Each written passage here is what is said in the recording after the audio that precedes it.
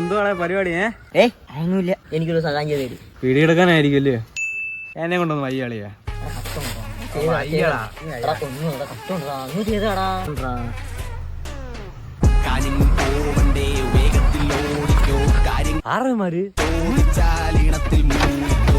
രാവിലെ എന്തോ വള്ളിയാണ് കേട്ടോ. ഇരുത്തണ്ടപ്പോഴേ തോന്നിയതോ ഞാനത് അറിയില്ല.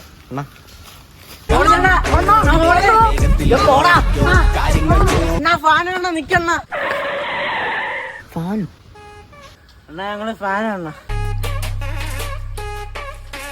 സോറി ഞാൻ അറിഞ്ഞില്ല കേട്ടോ.